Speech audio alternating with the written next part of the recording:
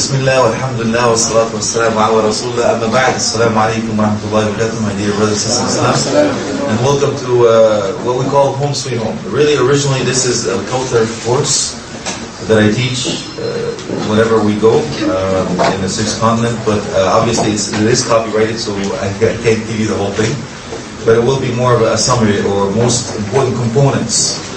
We'll use some of the material, and inshallah it will be done in its own next year when I come, inshallah. However, I will give you the most important parts of it, pertaining to the audience that I see in front of me, and it's pretty much the most important steps to have a happy marriage. And you've heard some of it last night.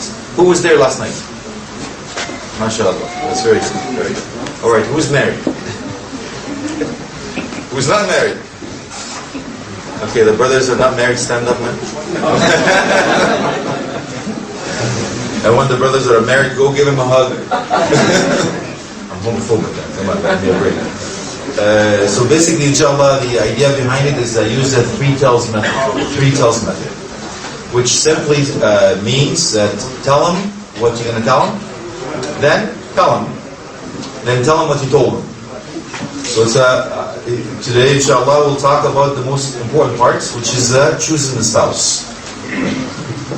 The second part, or the other one? Okay. The second part, the first one?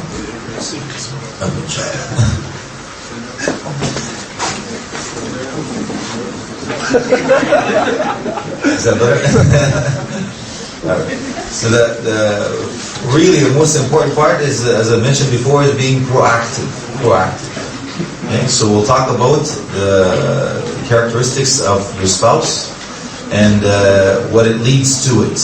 And we're also going to talk about when you find the righteous spouse, inshallah, what are the etiquettes of getting married, summary, and some of the sunnah, inshallah, that we should be reminded of that most of us don't know.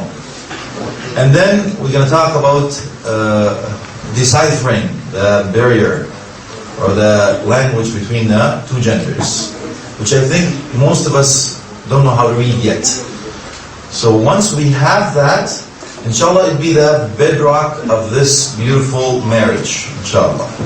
And in the end, as my dear brother mentioned, we will have a recap of what we say, and we have it in a form of a competition. So it will be a competition between the brothers and sisters in the format of questions and answers. So I will be asking you about what we talked about, just in case. So this is now tell them what you told them, in a form of to make sure that you understood what we talked about. And I will, of course, take on your questions, and I'll take it on in two forms. If you have a piece of paper and pen, inshallah, that will be coming around, you can write it down, the questions, and whatever pertains to what we talked about, I prefer, please. So let's stick to the topic for now. If I did not answer your question as we go along, write it down as you go along, and I will get it in the end of the module. You don't want to write it down, you can simply raise your hand and ask the question, and we'll take it from there, inshallah. Okay. Any questions so far? We're good? Alright. So, Bismillah. The first thing, obviously, I'd like to hear from you is, what are your expectations? Why are you here today? I usually like to start with the sisters first. Why are you here, Ukhti? My husband is driving me nuts. I really want to get this guy in line. It's a time for me just to get away from home, leave the kids behind. Anything? Why are you here? What are you expecting from this, Ukhti, from this workshop or this class? MashaAllah, to be an ideal Muslim wife. MashaAllah, very good. Brothers, why are you here, man? I just want to get married, man, really.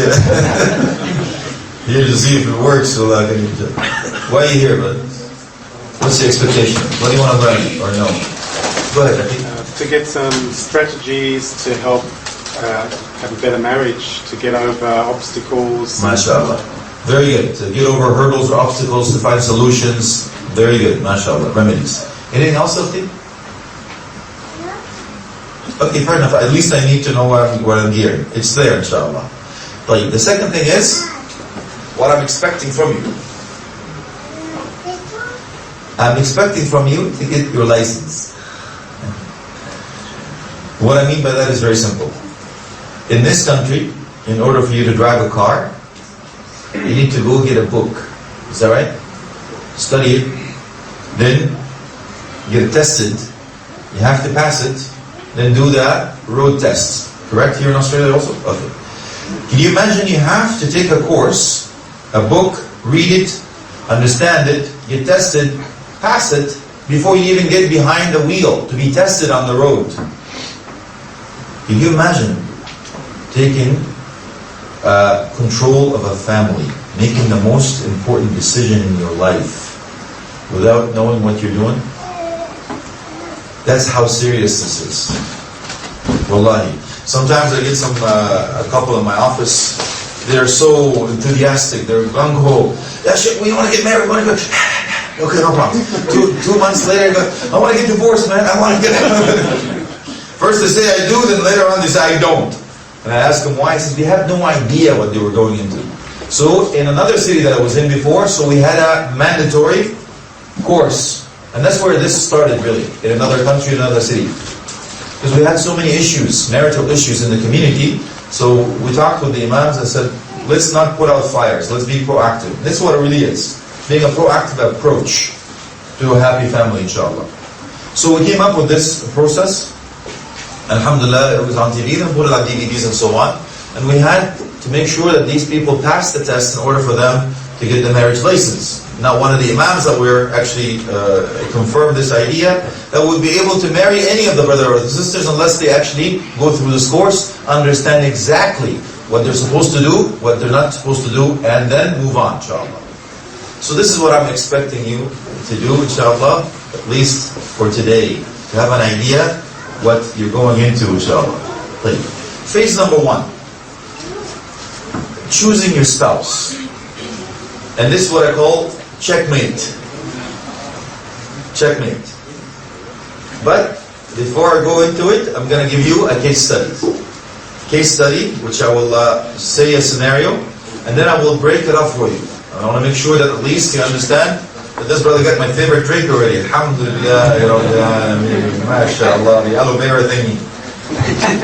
Since I'm not driving, it's legal. Alhamdulillah, I can... I'll get you Nando's. Nando's later. Inshallah. Australia rocks, man.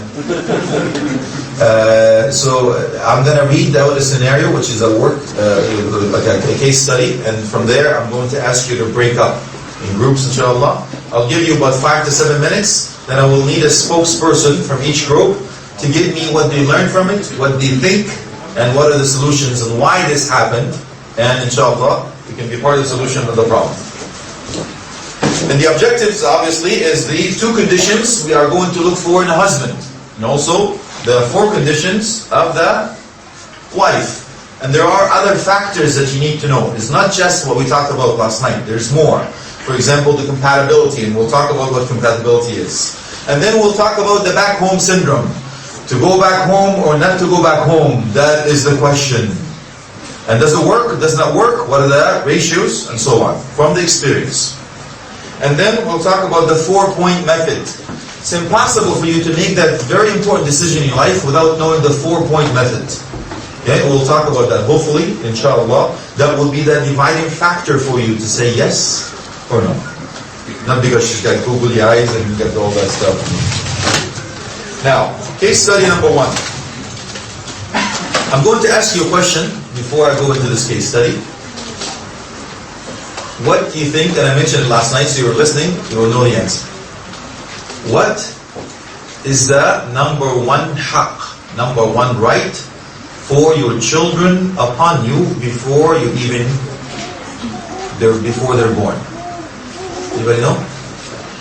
Okay, go ahead. Choosing the righteous spouse. MashaAllah, you were listening very good, Ukhti. Choosing the righteous spouse. That's how important it is. But you will see there's a lot more rights before they're born. There are rights before they're born, and there are rights after they're born. We won't cover everything, but at least we'll cover the most important, inshallah. So, the case study. I'm going to read out for you. Maryam and Khadija were having coffee. Maryam says, it was so embarrassing yesterday. Khadija asked me, what was so embarrassing? Maryam started telling her, the last night her mom said to her, it is time for you to get married. Her mom asked her, who was it she was looking for amongst friends? So she was looking among the cousins in the family. Her mom also mentioned a wealthy family friend who were looking for the bride for their son. Khadija asked if her mom mentioned anything about their deen and if they prayed. Maryam shrugged the question off by saying deen and praying is not important yet. It can come later as well as we get older. She mentioned what is important at this stage, at this attraction, and financial stability. Khadija is confused and she comes to you for advice. What would you say to Khadija? Nutshell, Khadija is looking for a husband. She's gotten the mom saying, you know what? These are the cuz. This is the guy with the looks and the money. The deen is not important and all that stuff. Now Khadija is confused. If Khadija comes to you, Ukhti, what will you say to Khadija? Same with you, Ali. So from her, you have about 5 to 7 minutes. If I can ask maybe each row, fair enough, each row to become a group, or if not, then you can turn around one group and then you can discuss it. One spokesperson, inshallah, from each group to decide what would you tell Khadija, inshallah. Same thing, akhi. You can either take one row at a time or one row turn around and become a group. You have 5 to 7 minutes to think about it.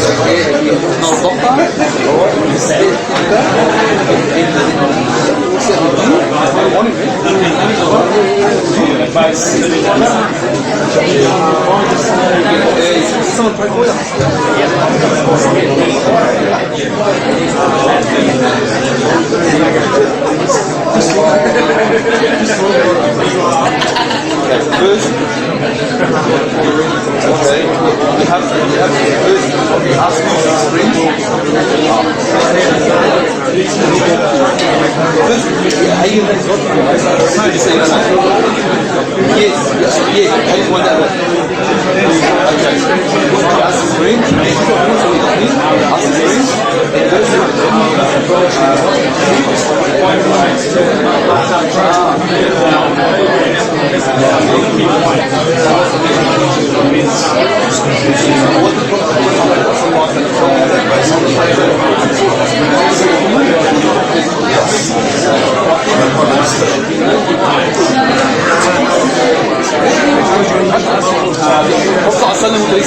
when you look for water or husband, what are the holes? What is that? You look at the rock, the hooks, the mission, or the dean. And what is that?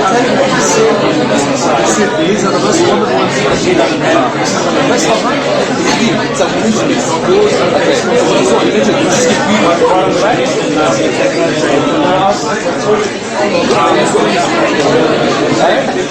Because she's confused. Yeah, voice. They give it positive answers. Of course. She's confused.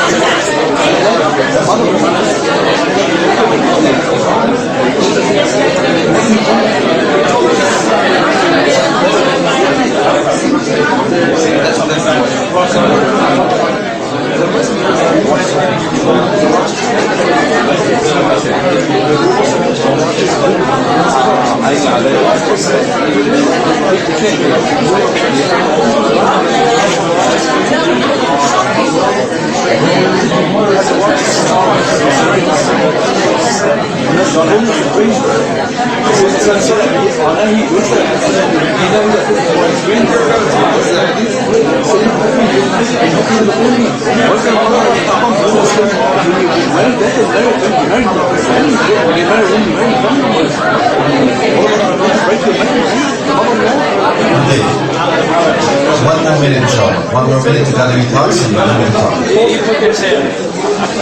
Money, man. That's important. can't do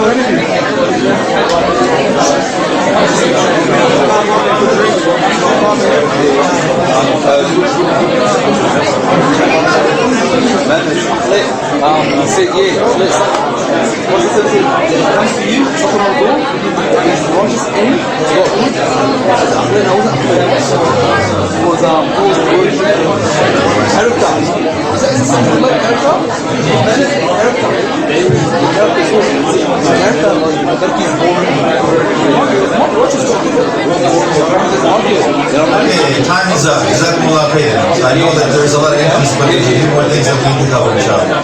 Very good. Now, I certainly hope that you weren't talking about what are you going to cook tonight and who does your hair and all that stuff. I hope you were talking about what we're going to tell Khadija, inshallah. Okay, so you heard the case that's put in front of you, and now I want you to really think that Khadija has come to you confused. She doesn't know what to do.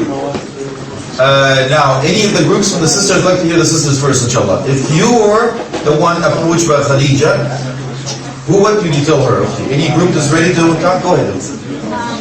We said that money and looks are temporal. However, the deen is a guarantee for this life and the hereafter.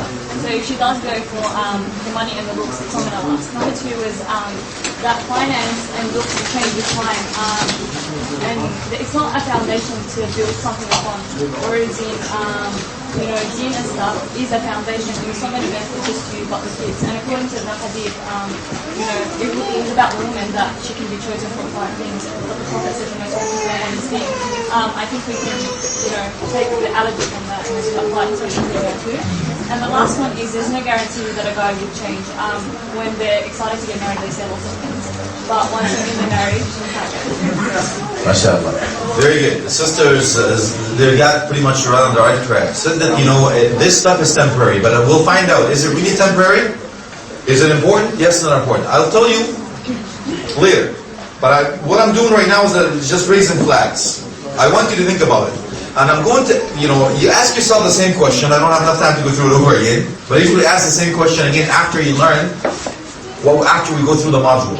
So I ask you the same question. Here's what your initial answer is. And I wanted to ask you the same question again. Well, you should ask yourself the same question again after you learn what you learn. And see what your answer should be, inshallah. There are certain things that are practical. For example, you'll find out. These are things that are important. It may not be important for you as a fantasy man, but in real life, they are important. So we'll talk about that with you. But thank you very much. Good input indeed. So said that you don't go for temporary stuff like looks and finance. You look at more of the religious aspect and so on. So Jazakallah khair for your input. Any of the brothers want to go ahead? Go ahead. We came up with 6 points of that. The first one was to make it istikhara. The second was misal. The second one was to the Prophet's hadith. Deen is the first one to choose. The third point was, where does his wealth come from? Is that halal, is that haram, is that the fourth point was the Khadija to speak to her mom with all respect, not to shout or anything. The fifth point was if he was to lose his wealth, make it out she does get married to him for his wealth and that. What happens if he loses his wealth, his car, his house and that? The last point was that if he needs security not only in this life but the next as well. MashaAllah. Very good, MashaAllah. Heard what he said. So there's some certain commonality here, but they actually went a little bit ahead of me, and they talked about one of the 4 points before you make a decision was istikhara, which is, I'm very impressed that you actually brought that up. Very good. So we'll talk about that in the end. These are called the 4-point method. Cannot make your decision unless and until you make these 4 points, inshallah, that you have it under your belt. Awesome. So he went a little deeper, jazakallah khairan. Very good. Anybody else want to add anything that is not heard yet? Okay, go ahead, Akhi. There's no doubt that the financial situation is important because the husband has to provide for his wife. But there's one ayah in the Quran that mentions وَمَنْ يَتَّقِ اللَّهَ يَجْعَلْ لَهُ مَخْرَجًا وَيَرْزُقْهُ مِنْ حَيْثُ لَا يَحْتَسِبُ. So basically in this ayah, more or less it's saying that if you have taqwa in Allah, Allah will give you a way out and He'll provide from places that you don't know. Jazakallah khairan. You heard the brother? So this is really the ayah in the Quran, وَمَن يَتَّقِ اللَّهَ يَجْعَل لَهُ مَخْرَجًا وَيَرْزُقْهُ مِنْ حَيْثُ لَا يَحْتَسِبُ. It's true. You have taqwa, Allah subhanahu wa ta'ala will give you sustenance from a source that you did not expect, and will give you a way out from any hardship or difficulties that you're going to go through. Very good. I mean, there are verses there that actually says if he's faqir, Allah subhanahu wa ta'ala will give him sustenance. Allah promises 3 types of people that will be given provisions. One of them is the one that get married. If you want to get married, Allah subhanahu wa ta'ala promises, if you have the right intention, we'll get you the money. And the second is paying your debt, and the third is obviously performing Hajj. So keep that in mind. Very good. So let's go through now the Quran and Sunnah, inshallah. The Prophet Muhammad says, "Man ja'akum in ja'akum man tardawna khuluqu wa dinu." Another one is amanatu. فَانْكِحُوهُ إِن لَمْ تَفْعَلُوا تَكُنْ فِتْنَةٌ وَفَسَادٌ فِي الْأَرْضِ مُبِينٌ. Meaning, of those who come to you asking your daughter's hand in marriage, that have the khuluq, the behavior, moral conduct, and religious background, another narration, amana, trustworthiness, give them your daughter's hand in marriage, otherwise it will be a great trial and mischief upon the earth. This is in Ibn Majah, وَالتِّرْمِذِي وَالْحَاكِمُ. Hasan, it's in sound tradition, inshallah. So this is one thing that Prophet Muhammad ﷺ has given us for the sister to look for in a husband. And we explained it briefly about why is it so important. But I want to touch upon something that I didn't touch upon. When Allah subhanahu wa ta'ala talks about the salihin, that's righteousness, those righteous among the men, it is a criteria, ukhti. When Allah subhanahu wa ta'ala mentioned that a few times in the Quran, those righteous for the righteous and so on. They were even dubbed for even prophets and messengers to be righteous. So it has to have the background of righteousness in order for you to say yes to this man. Among the other issues that we need to talk about is that when a man has the khuluq, the akhlaq, as we mentioned, the woman is full of emotions. You have to know how to deal with that. When Prophet Muhammad said, "Rifqan bil qawarir, ya anjasha." There was a narration that one time they're coming back on the caravan, and women were above the camels, and Anjasha had a beautiful voice among the Sahaba radiallahu anhu, and he started to sing a nasheed, halal nasheed. So the camels started to sway. Beautiful voice. So now the woman started to complain because it was a rough ride. So Prophet Muhammad ﷺ told Anjasha, "Rifqan bil qawarir ya Anjasha." Take it easy on the qadura. What is qadura? A glass bottle. Meaning what? Fragile. It shatters. This is a woman of emotions. Not you think. So we'll talk about the language later, inshallah. But let's go through the criteria first. I certainly believe that choosing a spouse is number 1 on the list of successful marriage. Because that is a proactive approach. As opposed to find out later, like, yes, he'll change, and I will talk about change later, if we have a chance. But do we really change? No. You're right. However, there are certain things that we'll talk about, the bag of you. This bag that comes with things that can be changed and things that cannot be changed. This is a built-in. Now, when it comes to the emotions itself, why akhlaq is so important? Why did Prophet Muhammad ﷺ put so much emphasis on the akhlaq, especially for men? Because we're rough, tough, as you'll see later how we're built. And Prophet Muhammad ﷺ, it is sufficient for us to know that we have to work on akhlaq, brother, especially. You're not off the hook yet, but I'm just talking now because I'm talking to you. The akhlaq, he said, Prophet ﷺ, أَقْرَبَكُمْ إِلَيَّ مَجْلِسًا أَحَبُّكُمْ إِلَيَّ. The closest of you to me, to my heart, the most beloved amongst you, to me, and the closest to me in Jannah, who?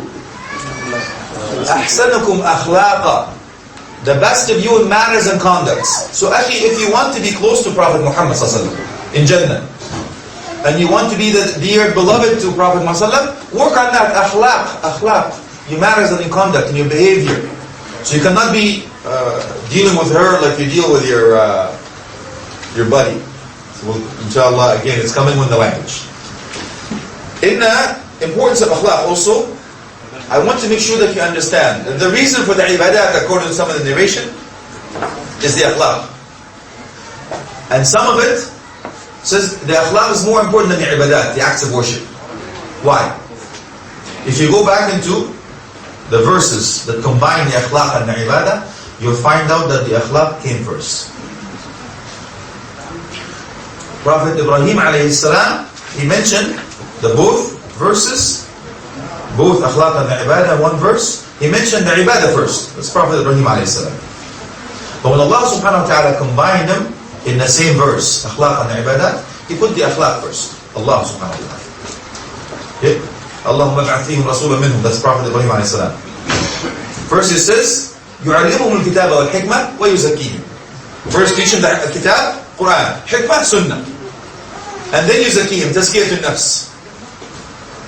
This akhlaq and the manners. But when Allah subhanahu wa ta'ala talked about it in Surah Al-Baqarah and Surah Al-Jum'ah, you find out it says, يُزَكِّيهِمْ وَيُعَلِّمُهُمُ الْكِتَابَ وَالْحِكْمَةِ. First tazkiyah, akhlaq and the manners. And then the book and the sunnah. Because if you don't have it, you'll see what happens. Go to the pillars of Islam. Go to the ibadat section of the 5 pillars. Let's take the salah first. Go to the Quran. Allah subhanahu wa ta'ala says what? إِنَّ الصَّلَاةَ تَنْهَى عَنِ الْفَحْشَاءِ وَالْمُنْكَرِ. It's true. Indeed, the salah will ward you off to do evil deeds and transgression acts. So they say this is a ibadah. Salah is a ibadah. What is the outcome of the ibadah? The akhlaq. You get it? So the purpose of this was to keep you in line. And if I talk about that in itself is another lecture. When Prophet Muhammad saw a righteous sahabi that people complain about him, he says he drinks or he does that, he says, دَعْهُ إِنَّ صَلَاتَهُ سَنَدْهَا. Leave him. His prayer will ward him off. Will get him back on track. So I want to give you something in the end as an example that you'll never forget, inshallah. But let's continue. What about the zakah? خُذْ مِنْ أَمْوَالِهِمْ صَدَقَةً. Why? Yes, تُطَهِّرُهُمْ. Why? تُزَكِّيهِمْ. Correct. Purifies them. Tazkiyah al-nafs again. Purifies this illness of the heart. So the ibadah is zakah. The akhlaq is the outcome. That you don't hoard this money. You become more jawad, generous, kareem, akhlaq. See the akhlaq? What about sawm? يا أيها الذين آمنوا كتب عليكم الصيام كما كتب على الذين من قبلكم لعلكم تتقون. So what is the act of worship? So what is the illah? What is the reason? Taqwa. Taqwa is what? Akhlaq or ibadah? Akhlaq. Now what about hajj? لا رفث ولا فسوق ولا جدال. In hajj, where everyone is there at the same time, I'm sure the brothers that take the group to Hajj, you know what I'm talking about. You have this human chain, right? Anybody in front of you, they'll just bulldoze, right? Now you have to restrain, akhlaq, ibadah, not even beginning of any intimate relations. No quarrels.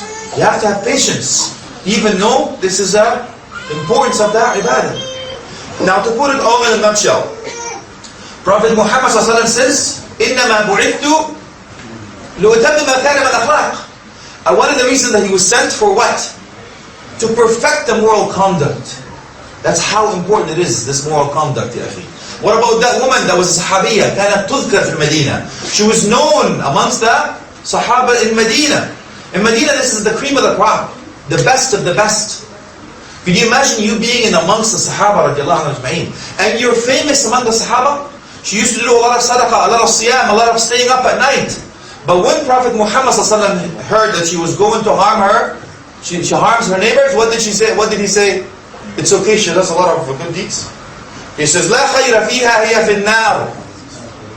There's no good in her, she's in the hellfire. We say the scholars agree that it's not permanent because she says la ilaha illallah. I'm not going to go to the aqidah or fiqh in the hereafter.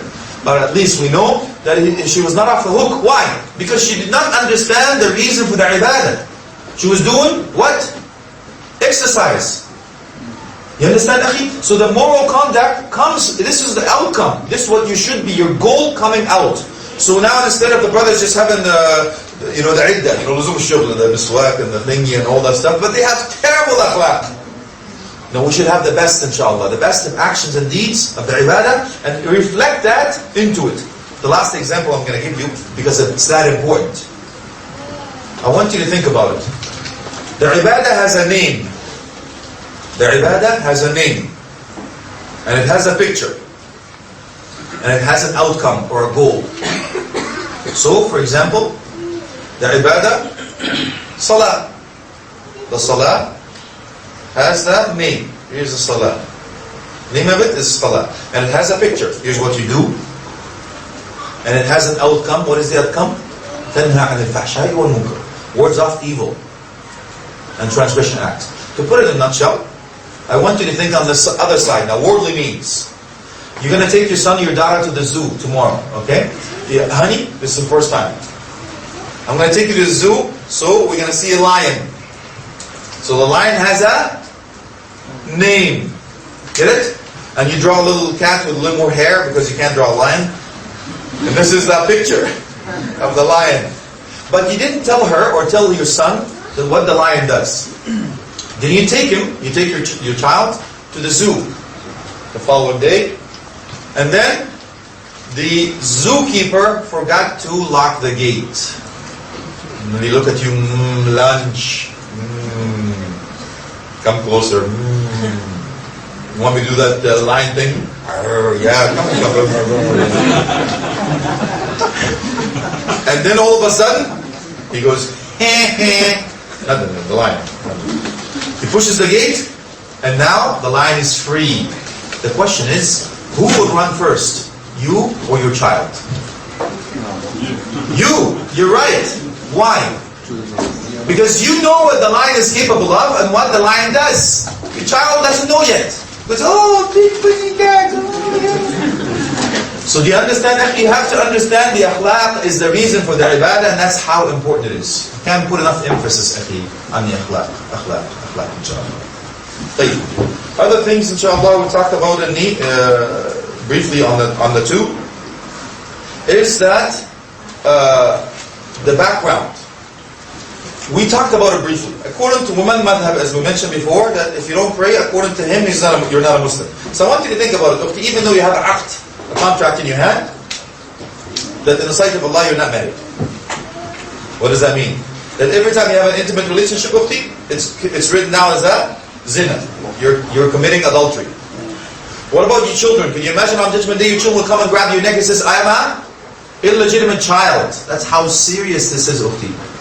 If the man doesn't pray, if he doesn't fear Allah, will he fear Allah in dealing with you? Allahu Akbar. If he doesn't do the commands of Allah subhanahu wa ta'ala to pray, can you imagine? Why is prayer so important? Why? It's the only ibadah. The only ibadah that is a physical ibadah that no one will be able to make up for you after you die. That's the only ibadah that no one will be able to make up for you after you die. That means, if you die, somebody can make up Hajj for you. Is that right? Yes. Somebody can pay sadaqah on your behalf, or the zakah. Can make sawm. Yes, the hadith is authenticated. But can somebody pray on your behalf? No. Prophet Muhammad says that al-farqu baynana, the difference between us and those who disbelieve is what? Salah. When Allah subhanahu wa ta'ala mentioned, مَا سَلَكَكُمْ فِي سَقَرٍ, what put you here in Saqar? And Saqar is lower than Jahannam. Jahannam is the higher level, which is the lightest. By the time you go down one rank, it's 70 times hotter, by the way. Hum darajat in the heaven and darakat in the hellfire. The lower you go, the most difficult or hotter it is. So now Allah subhanahu wa ta'ala says, مَا سَلَكَكُمْ فِي سَقَرٍ, what put you in Saqar? What was the first number one? What's the number one answer? قَالُوا لَمْ نَكُ مِنَ الْمُصَلِّينَ. Allahu Akbar. قَالُوا لَمْ نَكُ مِنَ الْمُصَلِّينَ.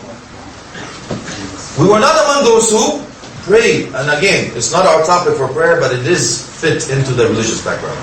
I know there are different opinions among the scholars, but I'm giving you a ukhti, is please, wallahi, when they come to the office, I've been doing counseling for over 20 years. And I mentioned it before. But when the sister comes in, says, he does this, he does that, I go, how is akhlaq, ukhti? How is his religion? Nah, he doesn't have akhlaq and he doesn't have religion. Why did you say yes to this guy? And I mentioned, you see this ring? Right? You see this hair? Oh, and I know what when I asked the question, okay, what are you looking for? And by the way, the proof of this is verse 60. The chapter is 60, verse is number 10. al-mumtahana. That they're not, that believing women cannot marry a disbelieving man. That's according to one level. I understand there's difference. But I mean, don't take a chance, Ukhti. If the brother doesn't pray, Allah help you, wallahi. Okay?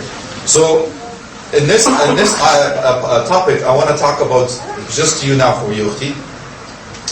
I know that you want this guy that's on the Harlequin cover, right? And you've seen these movies. I know, wallahi. They're human beings too, man. Their emotions, they've been watching that stuff, right? So, you've seen this guy with the long hair, right? You've seen that guy with the pecs? We're going like this and the woman's going. You've seen that guy? That's what you want. I know that. Now, I have done weddings before that the wife asked for the guy to come on a white horse. It's true, and I've seen with my own eyes. I was there. The guy had to come on a white horse. Allah musta'an. Okay, I'll have to go a little faster. Anyway, so without any further ado, please understand that when we know, Ukhti, that you have this fantasy guy, right? Because you've been watching this Indian movie. Apparently you lost one of your plants.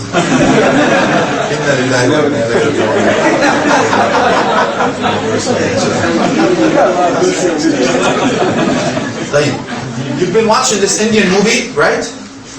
What happens?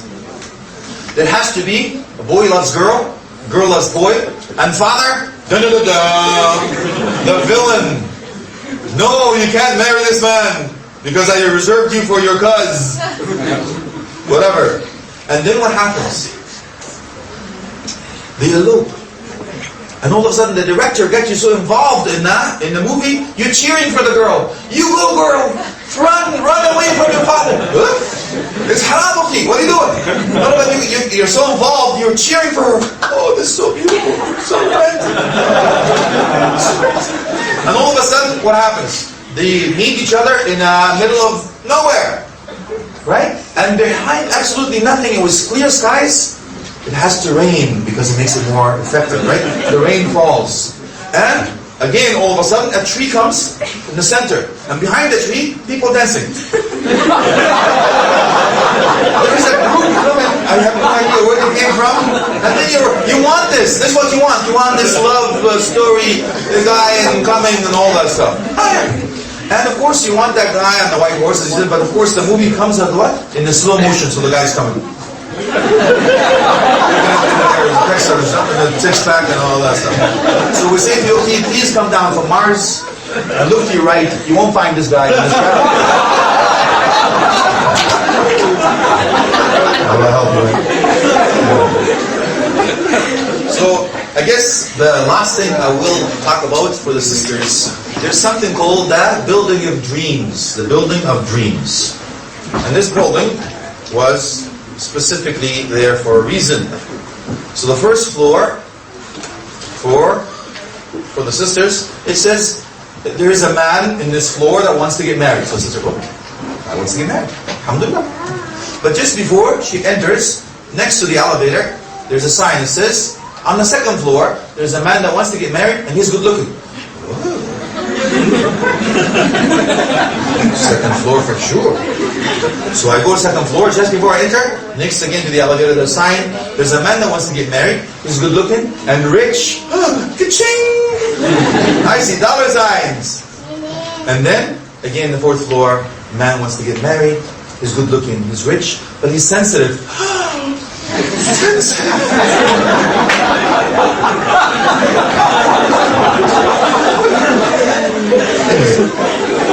So I got the idea. Blah, blah, blah, blah. And then after this he wants children and all the batters up. And all of a sudden you go to the penthouse and it says, this floor was designated to prove that sisters will not stop looking for better things. Just kidding, just kidding. It's a bad joke. I'm going to go back. All I'm doing is stick to the Quran and Sunnah. What else is there? What else is there? Yes, means. Means are important because we talked about it. What is number one reason for divorce? Financial. Statistics show that number one reason for divorce is lack of money. You know, because first you're in love, right? You said, honey, I love you. I don't want that fancy car. I don't want the big home. I want the blah, blah, blah. And all that stuff. And after a while, you know, you can't live on love alone, so your tummy goes, feed me. So, get up, man. قوم يا راجل انت فز قوم اعمل لك منظر. Go get some work, get something, feed us. So, finance is important. Prophet Muhammad sallallahu alaihi wasallam says, هو سعلوك لا مال له. Okay? Su'luk is insignificant, for the lack of better translation.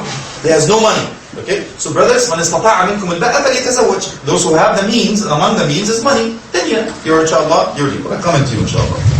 The other ukhti is appearance. You have that right. You have the right to have a good looking guy. Or at least that pleases you. You have that right. Believe it or not, it's there. And also, fertility. Why? The scholars actually say among other factors of fertility, how do you know? It's not like I go trick and go test it and all that stuff. I'm just saying the family of that family is known to have a normal fertility history. Or the man that was married before, that is known that he has kids. Okay? They have that right. Because otherwise, if he works the other way around, he has the right to marry. Did I say that out loud?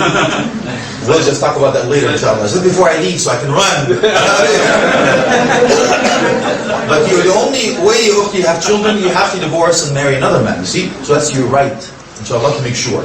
And piety, of course, as we talked about, when a man came to Al-Hasan, radiallahu anhu, and Al-Bari, he says, I have two people coming asking for my daughter's hand. What do I do? He says, At-taqi.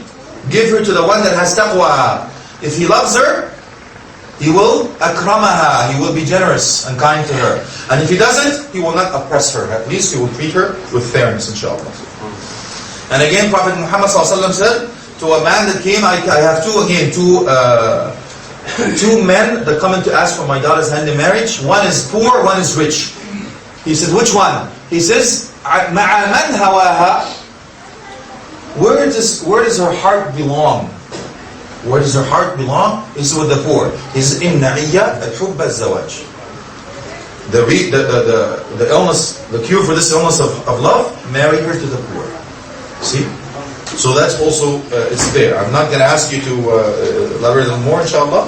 But when we hear the Abadi Stajib last night, we says al-qawiyyul ameen, right? We said al-qawiyyul ameen. Strength is not just physically, ukhti. Strength in psychological, intellectual, financial, religious, all that is strength in a man.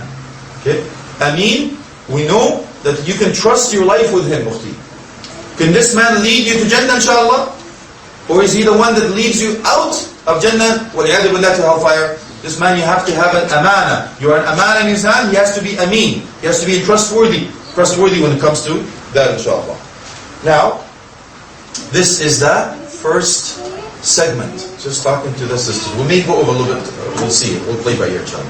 But I will leave you with the solutions. This is the first portion of that the first half. I will talk about the second time. But before I go, let us recap. Let us recap in the form of a questions and answers. And the competition is going to be a game between the brothers and the sisters. Do we have the candy yet? No? Okay, I will give you an OU thing. But inshallah, hopefully we can have something for you in the end, inshallah. طيب. Sisters, what are the criterias? Give me just one criteria for a husband that you should look for. Prayers, very good. Akhi, what else is there? Akhlaq, mashallah. There were other factors I mentioned. Anything, Ukhti? Mashallah. Taqwa, barakallahu fiki. No problem. Yes, Akhi? The environment and family too. Okay, that's coming on the other side. But that's okay. Yeah. Yes, Akhi? The white horse. The white horse. Slap him upside the head or something. No, Sufi. Okay, white horse. Nice to play, nice to play. Al-mu'amala, mashallah, very good. Good treatment, Allah send you. Trustworthiness, barakallah, the sisters are killing you, man. Strength, mashallah, very good. All right. So let's call it tie break. Now we're tied. Now I have to have a tie break. See, this is like a excitement now. The tie break rule is very simple. I will say a question. The first hand that is raised, I will stop. Either from the sisters or the brothers. They now own that question. You have to answer the question according to what you heard. I will not complete the question. So if you answer the question correct, you and your team win. But if you give me the wrong answer, the other team wins by default. So you may get beat up for it, just make sure. So here's the question, inshallah. Here's the question. If you win this, you win the first segment. There's a few coming. Tie-break question is, what was the number 1?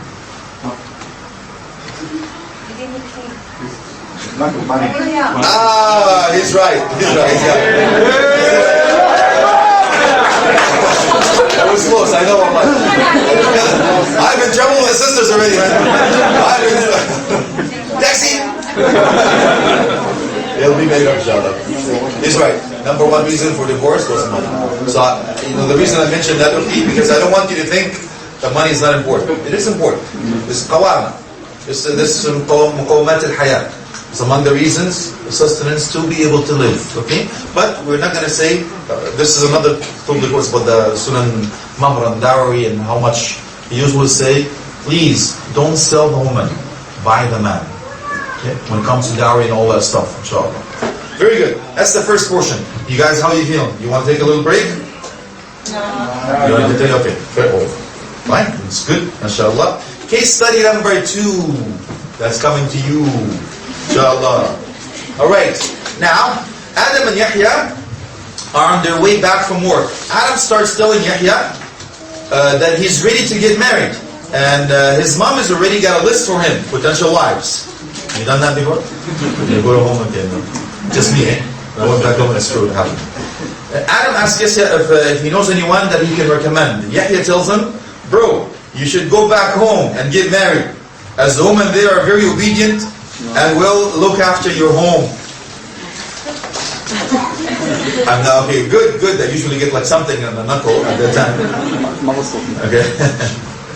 Adam says, but Yahya, I want to get married to someone who is educated, speaks my language, and someone who will relate to me. To marry back home or not to marry back home, that is the question. So now, again, you will get 5 to 7 minutes to discuss this issue. What will you be? Yahya is given advice. Adam is coming to you for advice. What do I do? What will you tell Yahya? What to look for in a wife this time? Okay, 5 to 10 minutes, 5 to 7 minutes, same group.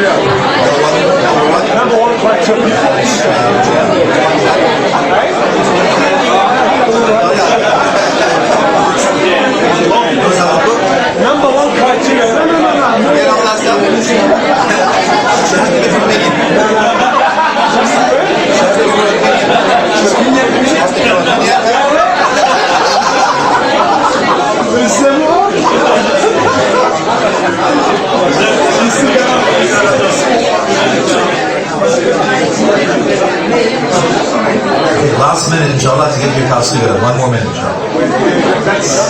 That's the number one.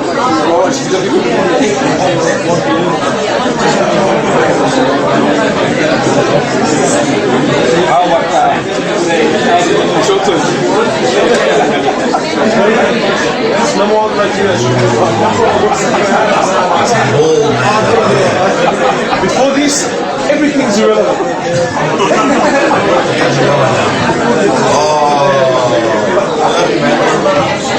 You're very nice. Chef, you need shoes, man. You gonna call? Yeah. There's lawsuits coming. You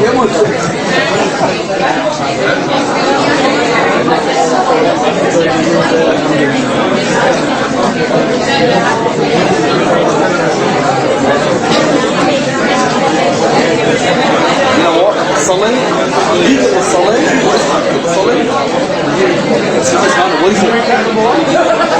What is Hashim Salim? What does that mean? Let me just say, that's what he said. The boys out there with me. بسم الله الحمد لله والصلاة والسلام على رسول الله أما بعد. Okay, mashallah, I see the discussion is going. Jazakumullah khair, it's very good.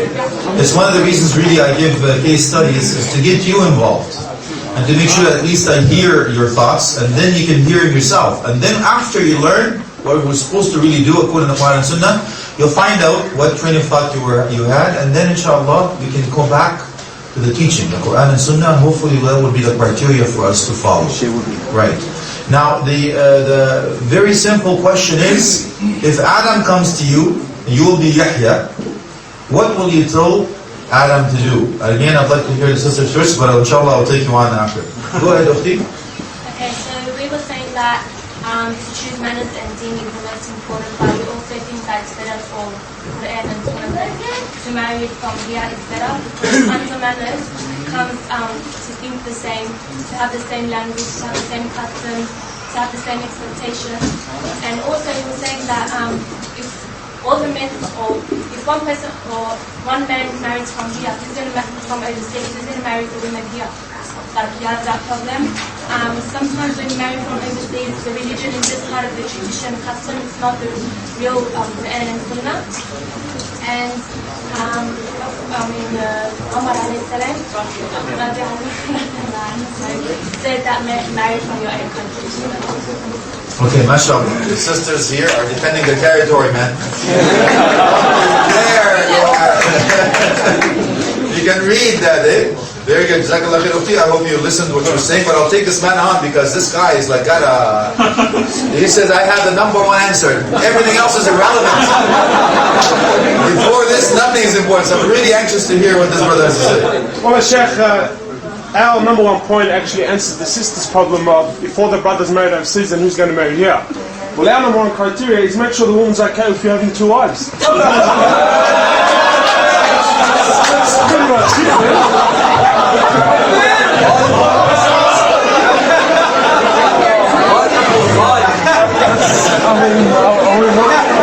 No wonder you guys are not married yet.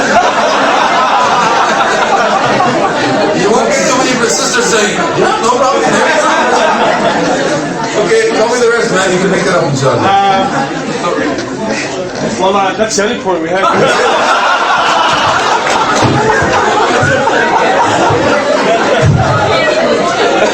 I don't know if the brothers want to give me a hand here.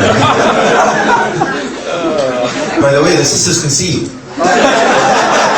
They know who you are. So guess what? If you go knock on the door, they'll know who you are, man. And he's married, by the way. He is?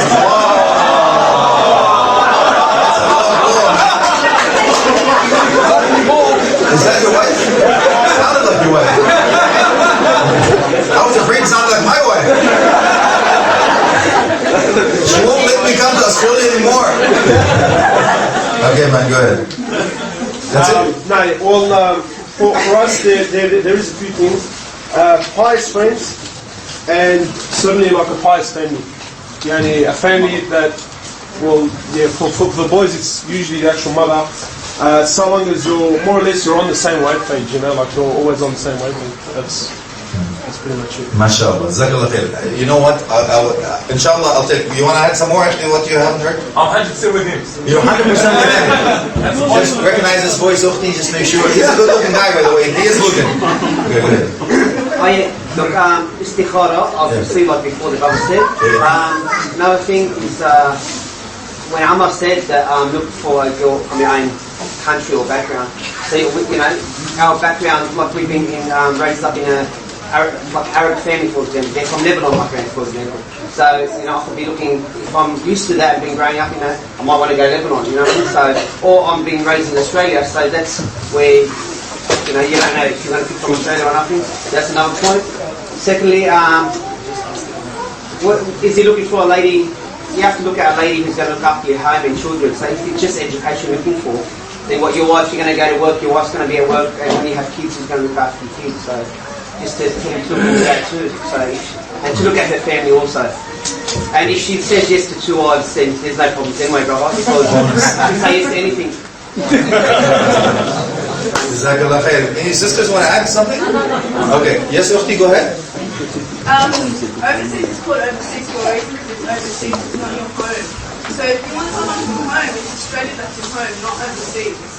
Power their sisters! Right on, man. You were told. That's how they roll. Okay. Yes, Eddie. Yeah, this is my opinion. Okay.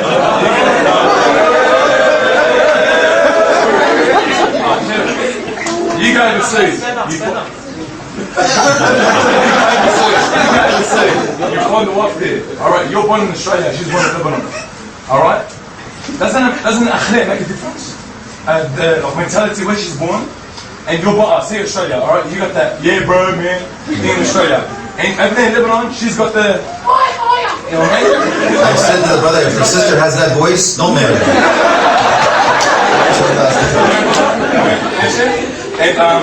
But doesn't make a difference between mentality and akhlaq if she's born فقط اليوم منيرة. Doesn't make a difference if the middle one like how can I tell you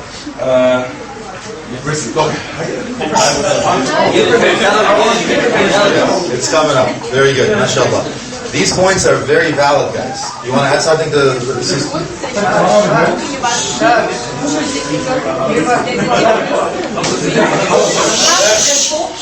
Sorry. There's a difference between a brother bringing a girl from overseas or a girl bringing a man from overseas. So the thing is that he is bringing her from overseas, and there's a difference. Because the rate of marriage divorce is more when the man comes from overseas. There's more chance of divorce and problems because he feels that he is the man of the house, and the girl has grown up here. She has knowledge of the country, not everything, and he cannot be told by his wife. He feels that she's more superior than him by telling him, oh, that this is better than him. Very good point. The alpha male syndrome, yeah, because it is true. Yeah, and then I won't be able to cover everything. Please forgive me. It really is. It's a full 2-day course. Actually, this thing is 2 days, 2 full days. But I'm just giving you a nutshell or sort of some of the important aspects of it, inshallah. The brother mentioned something that is actually is on the list later on, or another module. But he did mention something that is actually valid. If the brother is looking to marry more than one wife, he's right. As being proactive, if you want to marry more than one wife, then you should look for a sister that believes that or she thinks that that's the train of thought, because there's difference of opinions among the scholars, by the way. Because according to the verse, what did Allah start with? He started with 2. Mathna wa thulat wa ruba', but it's not 9. Don't add them up, man. 2 plus 3 is 5, and 4 is 9. Mathna wa thulat wa ruba'. And then says fa'in. This is itna. And if you're not, fawahida. Okay. So according to some of the opinions of the scholars, that is the origin of it. Okay, that's the sunnah. So if you want to marry more than one wife, then you should be looking for a sister that believes that that's the origin and has no problem with that. But please don't look for a sister that doesn't believe that, and later on tell her, you know what, here's what I'm doing, because I've been through this.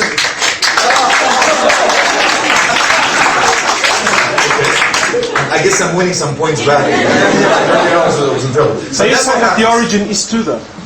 I believe... Just before I start clapping, But anyway, I can take a plane and leave. I don't have to. I'm living here, so I can Okay. Yes, Ukhti? Just a quick point that was made in the lecture I was listening to was that even though men can marry in 2s and 3s and 4s, and no believing woman should deny that, Islam is the only religion that says one is better for you. No problem, Ukhti. It's a free country. Everybody has it. Yes, Ukhti, go ahead. Another thing is that, okay, it is right that, guys can marry more than one, but if they can't raise one family and take care of one wife, why would you move on? And then I give her virtue. Absolutely. And I mean, if we talk about, this is another one. We're doing the right thing. I won't be able to get there. But when I talk about duties, I don't talk about rights. Because when you go into rights, it's like a court case, right? What is my right? No. I say, what's your duty? Because if you do your duty, you will automatically get your right. So when I talk about this, Ukhti, I talk about what is the difference between adl, there's a difference, and insaf. There's a major difference between being just and being fair, meaning equality. For example, I'll just give you one. And by the way, I know some sisters, I've met, these are personal experience. A sister came and told me that I want my husband to marry my other friend, and she was going to marry. They're not yet married yet. Okay? It's true. One sister came to me and says, but I don't know how to relate to my husband. She believes in more than one wife. And the brother said, where is that sister, man?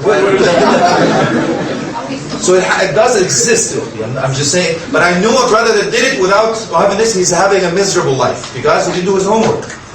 You understand? So please be careful. Don't break a marriage or break a home to build another home. Not very smart. So I'm just saying, from 20 years of experience having to deal with these issues as counselors. Okay, so I'm just giving you the bottom line, guys. You can take it, you don't have to take it, it's totally up to you. However, it does exist quickly, and it does happen. But let me explain it quickly. What is most people think that if you have a wife, like more than one wife, you have to give her, you can never be fair. So let's talk about equality and justice or fairness. What is adl and musawa? Major difference between adl and musawa. For example, you have more than one wife. So you're supposed to give, if you give this dress, you give her a dress. But it says, وَلَن تَعْدِلُ. You will not be able to be just, even if you were careful. وَلَوْ حَرَصْتُمْ. What the explanation says, if you have more than one wife, what happens? If you're, have one wife that is, thin, eats salad and drinks water. So you give her a dress, she's nice, a size 6. And the other sister, mashallah, chocolate, pizza, and all that stuff. You're have to give her a size 13. So that's not, if you're being fair, that's a bigger dress. Or another one is what? She has one child, the other one has 3. If you give her $100 a week, then you have to give the $100. Is that fair? No. It's not fair. It's equal, but it's not fair. Do you understand now what the meaning of وَلَن تَعْدِلُوا? You will never be able to be fair, to be equal, but you can be just.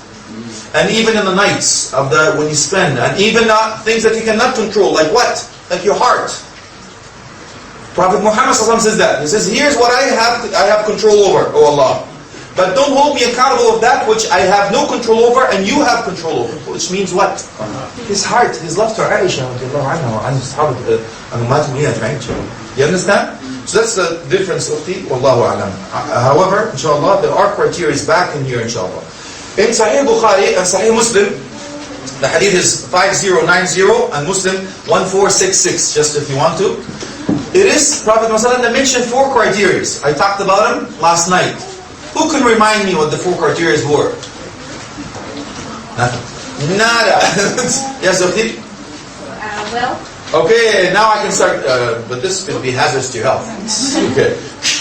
My eye. So I don't want any lawsuits here, inshallah, but...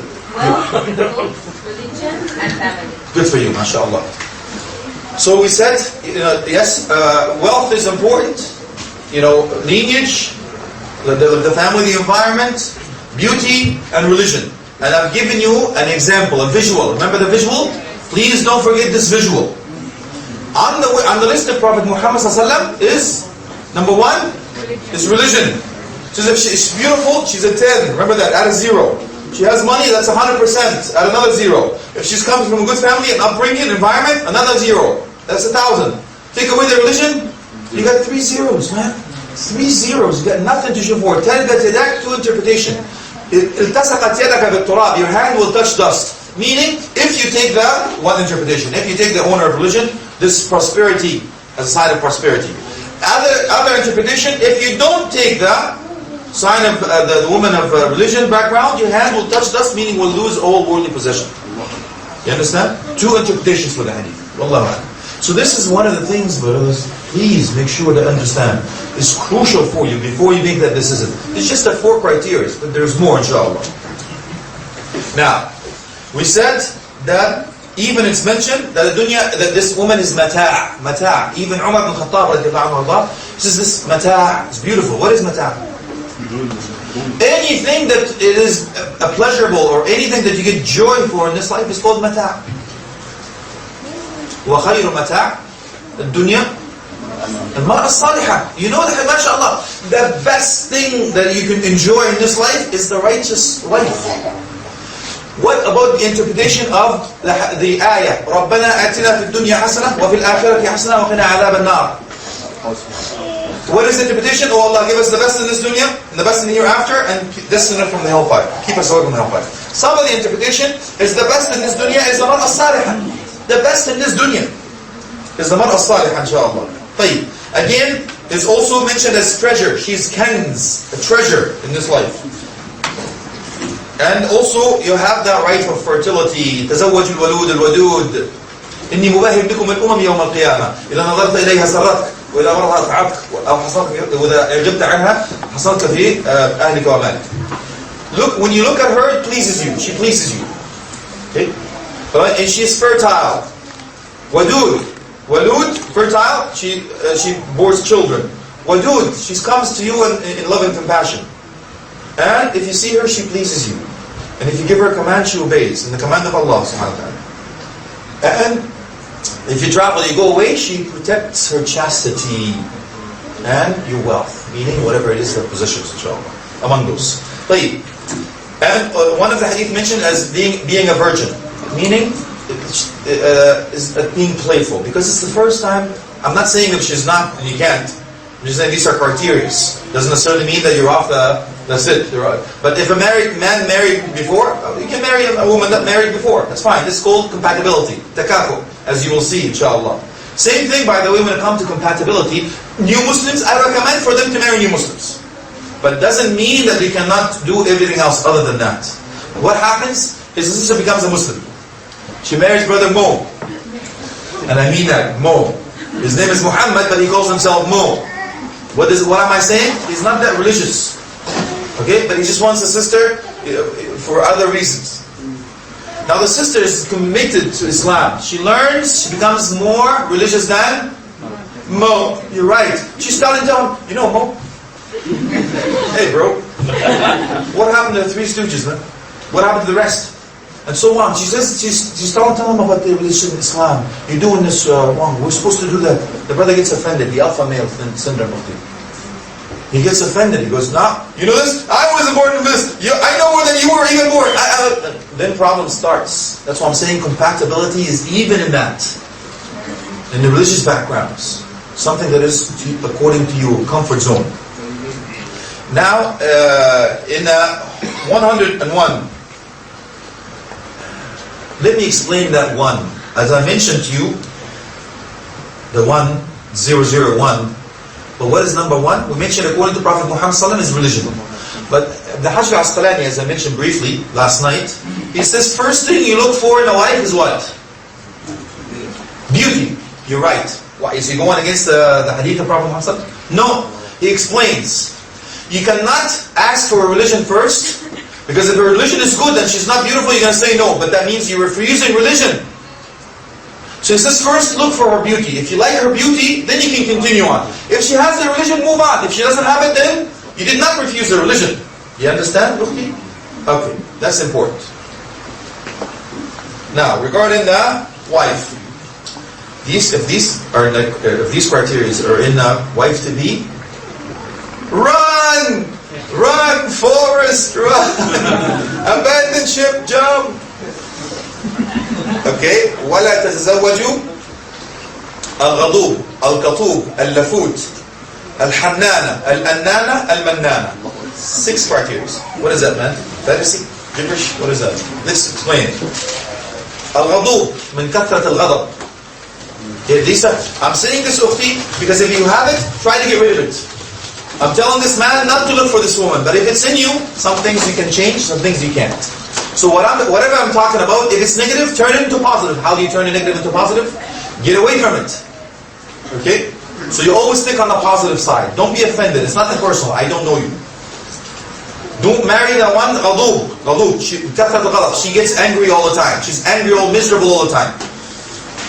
Al-Qatub. You know what Qatub means? You know that 110, 111? You know the 3 dashes here?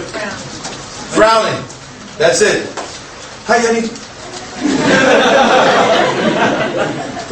Am I in trouble again? And so on. You come in with the 2 nice bags of fruit, flowers. Which goes, يا ما جاب الغراب لأمه.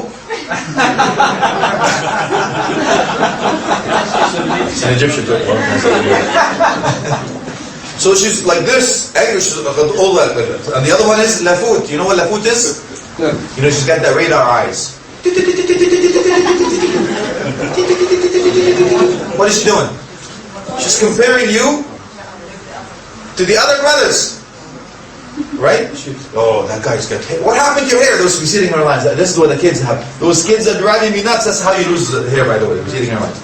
She's now comparing to this guy. This guy is working out. He's been pumping iron, my man. And she looks at you and goes,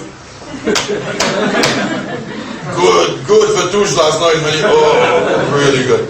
She starts to compare you to others, and then you get insecure. That's why Allah subhanahu wa ta'ala says, قَاصِرَاتِ الطَّرْفِ.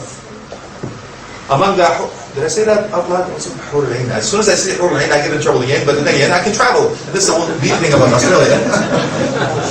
Even the characteristics of Hur al-Ain, the maidens, the big, beautiful, black-eyed women, that will be your servants, by the way, and you will be 70 times more beautiful than they are. You will be the queen of the castle. That's the truth. Okay? Before you hit anything, give me this, by the way. Fast and furious. So even Allah says, they will lower their gaze. My Arabush, this is Sayyid. That's it. They only know you. They don't compare you with anybody else. Subhanallah. Okay. So, and same for you. Inshallah, we'll talk about it maybe next year when I come back. Now, Al-Hannana Al-Annana Al-Mannana. Al-Hannana tahunnu liman qablik. If she was married before, she had a crush on somebody before, it will always be in the back of her mind. You know, she will be calling you, hey Abdullah, but my name is Muhammad. Oh, I mean, yes, Muhammad. Al-Annana, min kafrat al-anin. Aya batni, aya wirki, aya kidney, aya kull haga, aya mali. She complains about everything. And Al-Mannana, tamunnu alayka bin-ni'mah. You know, if it wasn't for me, it was this. If it wasn't my father, you wouldn't get the job. If it wasn't for my blah, blah, blah, blah. The same thing, Ukhti, as you were talking about. Okay? She's reminding you of the favors that she's done upon you. These are the things that you stay away from, inshallah. Now again, as builds a dream, the building of dreams also is there with the brothers. The brothers is, I mentioned that in Melbourne. I said, when I asked the brother, what are you looking for, man? He says, أريدها بيضاء طويلة شعرها ناعم غير متجعد لونها متجدد إذا رأيتها من بعيد حسبتها جميلة وإذا رأيتها من قريب فكانت فقيرة كانت غنية ثم افتقرت فعندها عز الغنى وذل الفقر تعطف على الصغار وتكرم الجار وتكرم الأكوار. He says, I want her to be tall, white and beautiful. She has a different color for the night and يعرفون من day. Her hair is وصوتها كالبلابل وسحرها سحر بابل.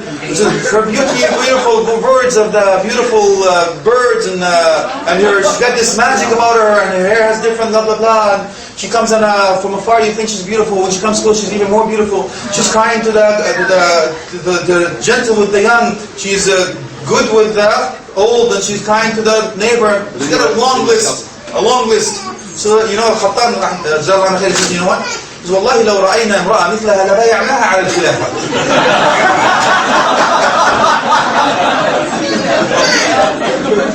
Which means, if we find this woman, we would make her Amir al-Mu'mineen.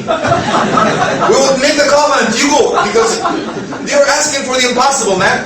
And when I look at the brother, I go, you're asking for all this stuff? I go, did you look at yourself in the mirror? You want all this stuff? Well, the brother looks like this. Allahu Akbar. So we have to also come back to earth, as we mentioned, inshallah. Lastly, regarding when back home, we talked about compatibility. We're talking intellectually, financially, morally, psychologically, physically, spiritually, and environmentally. I'm not saying back home syndrome doesn't work. It does work. But according to this poor slave of Allah, the experience, the ratio on doesn't work is higher than does work. I'm not saying it doesn't work, and I'm not asking you not to do it, but I'm asking you to do your homework well before you take that woman here, or you take that man here. And I can tell you, especially men, and the sister is absolutely right. When the men come here, what do they look for in the first thing? Visa. You got it. That's true. They don't have papers, they want to come out here, because they have nothing. Over there, they can't make ends meet, so they come, find me a wife. As soon as the brother says that, man, I go, I'm sorry, actually, I will not even help you, because I know your intention. Your intention is here to get the paper. I'm sorry. You have to find somebody else. And it doesn't work. I've seen in so many, the brothers come in here, get married, after they get their visa, thank you. have a good life. So I'm just saying, be careful, ukhti. And be careful, akhi. Because I know this is there in the back of the mind. It does happen, inshallah. So I will give you the 4-point method. This puts everything in perspective now, inshallah. Then we can take a break. The 4-point method is very simple. Istishara, istikhara, azm, and tawakkul. Okay? Chef, say English, please? Yep, inshallah. Istishara means consult. Consult. Do your homework, and I'll give you the example in fully. So you're consulting, you're asking. Second, istikhara, meaning you'll be praying 2 rak'at, asking Allah subhanahu wa ta'ala to choose what's best for you. And I will explain it, inshallah. Number 3, azm is determination. Number 4, tawakkul, putting your trust in Allah. Okay, let me explain it. Here's how I operate, and I'm going to give you the same recommendation. Back in Canada, my wife and I, we tag team. We help the brothers and sisters, those who want to get married. And I ask the brothers, anybody wants to get married, they get in touch with me. They send me an email with what they're looking for in a wife and who they are. So everything that they will be asked about. And give me a picture. And I asked the sisters to get in touch with my wife. They sent her on her email list, same thing, with a picture. We try our best to find a suitable match. And if we do, the sister will know absolutely nothing about it. Nothing. We tell the brother to go see that sister when she's walking with her family, or going to work, or going to school, whatever. He has to see the sister. That's the sunnah. Prophet says, "Hey, kitty, how you doing?" Have you seen? She said, "No, I haven't." Just go see her. Go see her. Prophet Muhammad ﷺ gave a command to the Sahabi, go back and see her. Asa yu'dam baynakum. Maybe you'll see something that will make this love and attraction between the two of you. So it's a ru'ya shar'iyya, akhi. You can see this, lawful. So please, don't tell me, I didn't see my wife on the wedding night to go, I don't mean to offend anyone, I don't know you. I'm just telling you, it's the sunnah that you have to see your wife beforehand. It is not a chef al surprise. It is not, your mom calls him from back home, as we call it, son, go pick up your wife, she's coming in an airplane, blah, blah, blah, blah. It's like you don't have to sign in for a parcel, akhi. It's not that. A lot more to it than that. So make sure that you do this, inshallah. So you do your homework. You see, when I tell the brothers, go ahead, see the sister. Why? Number 1, as we mentioned, Hajj al-Asqalani explaining the hadith, the first you have to be attracted to her. Why? Because you're physically based. She's emotionally based. And that's the next module, inshallah, coming up. So you have to be attracted to that. As we mentioned, that a man will learn to love the woman they're attracted to, and the woman will learn to be attracted to the man they love. Remember that. It is important to understand that you work on the senses, ukhti. This man is a pig. No, I don't know, that's not the wrong, that's right. I mean, his senses, work on the senses. Eyes, ears, mouth, all the senses, if you know what I'm talking about. This, how to win this man, work on the senses. And there's a letter that comes from a mother that talks about that. Now, when the brother sees the sister going, or whatever, work or family or masjid or anything, he sees what he likes what he likes, no problem. He starts to ask about her background. What is she like? What's her moral conduct? How does she do with this? And he asks about the family, he asks about everything. Everything is coming back as a green light. You see, he likes what he sees, every question is coming back answered on a green light. Then, he doesn't know what's in her heart, he doesn't know what's hidden, and he doesn't know what's in the future. So he asks Allah subhanahu wa ta'ala. Only Allah knows what's hidden, what's in her heart, and what's in the future. So you pray 2 rak'at istikhara with that intention. And there's no limit, by the way, to the istikhara. And you don't have to see something in a dream. It's not authenticated.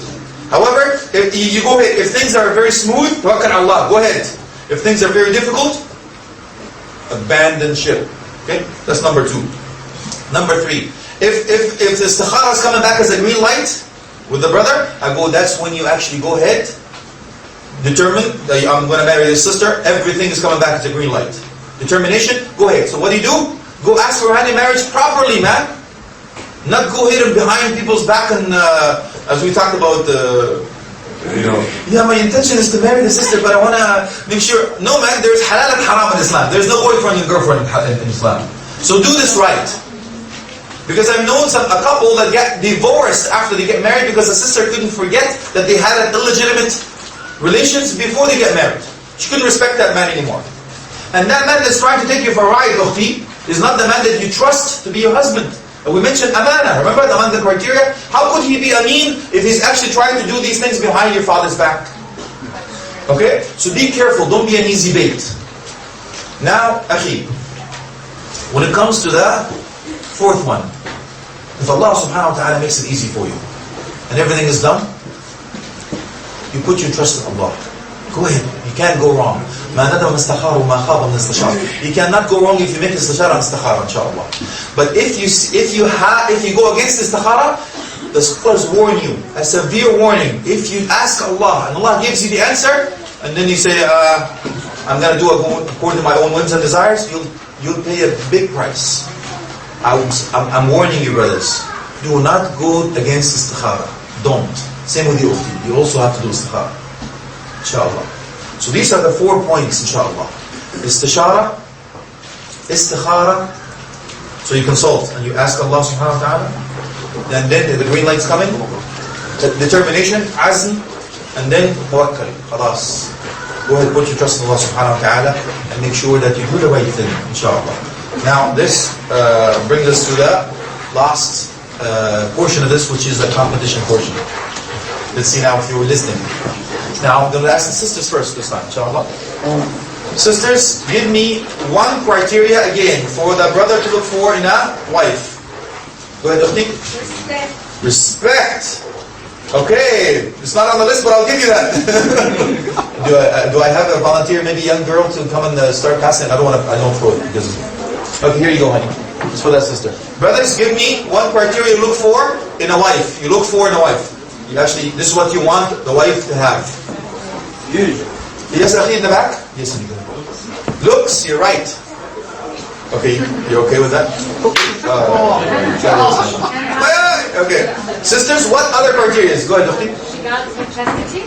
MashaAllah, very good. Is it okay to throw it down there? Okay, the sister did that.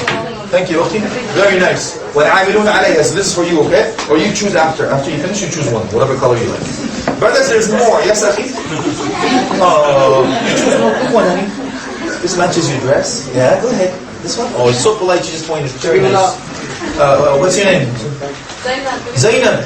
Are you married yet, Zainab? Too early for you married? Yes, Akhi, go ahead. Don't be stubborn. Don't be stubborn. Okay, man. I don't know. Are you sure? Okay. All right, sisters. Okay. Very good, Ukhti. That one I can afford it. Very good, Ukhti. I'll come back with you. Yes, Akhi? To be close to Allah. To be close to Allah, so how that religious background? Very good. Number one on the answer.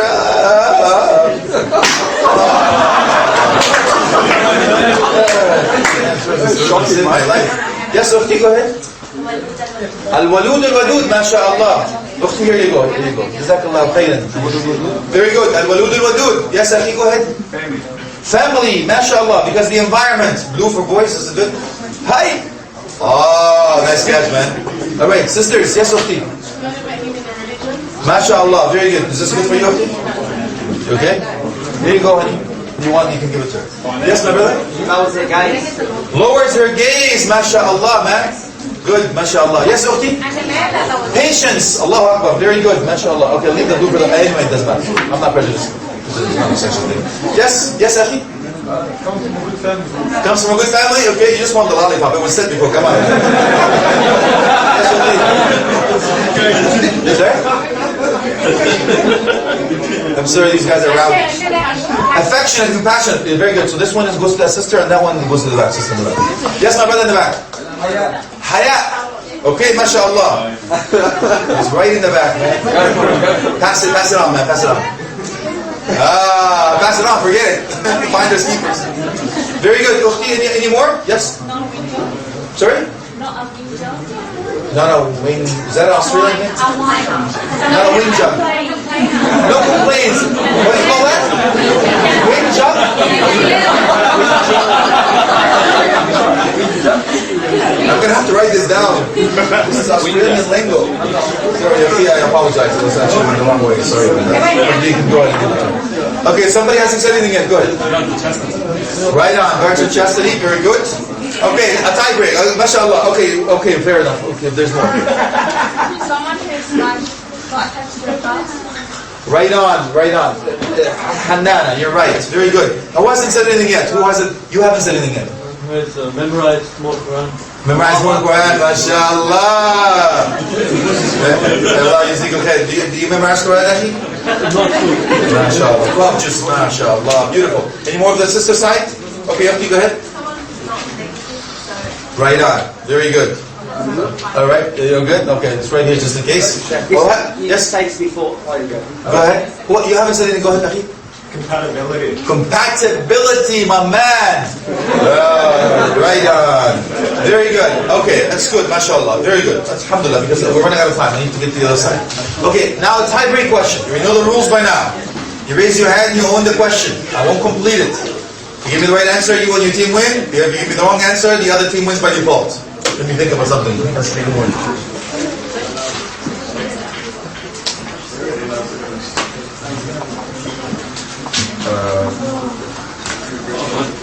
Alright. This is going to be a tricky question, so be careful. I'll be honest, inshallah, in my niyyah, on the answer, okay? Alright, here we go. The tie-break question is, what is...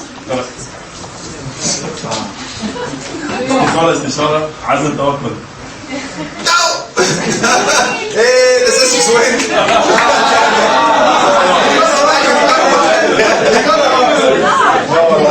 I was going to say what was number one on the list of... money, you already said this before, money. No, that was on the sister side.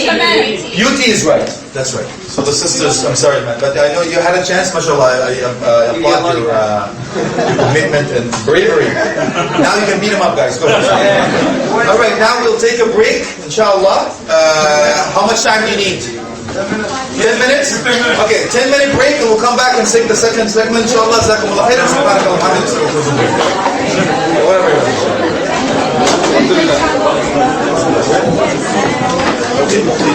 Brothers, the tea and coffee inshallah is downstairs for the brothers, and for the sisters it's up here inshallah. So can all the brothers go downstairs so the sisters can have their own time inshallah.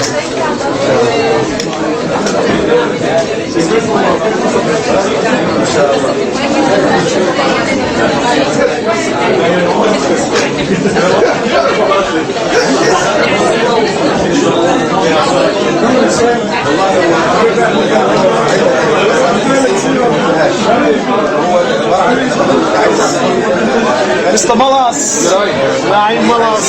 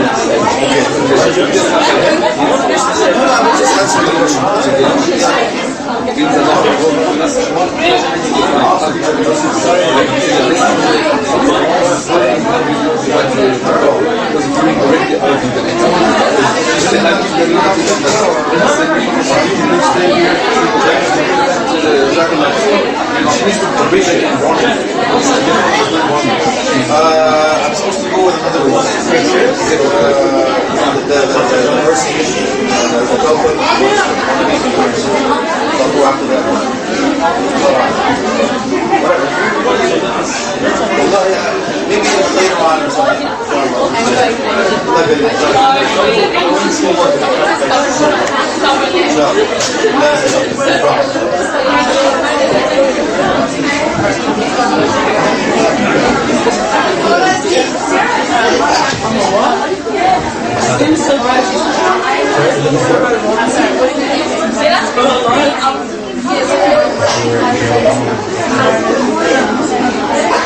Oh, that's a major. Actually, it's part of my course. I talk about imam. I'm not able to do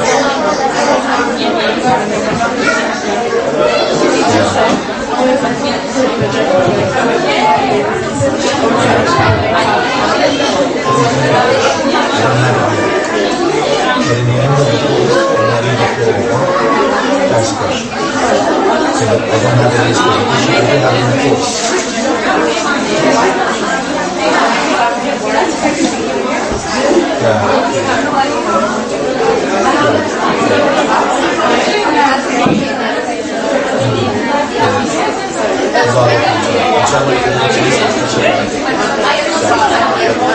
Yes, it's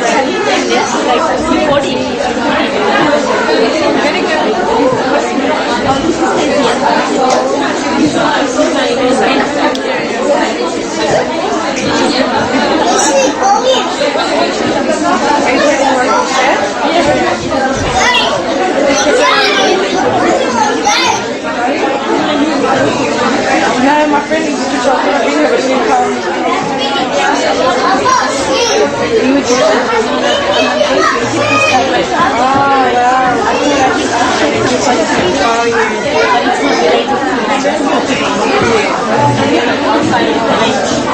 wow.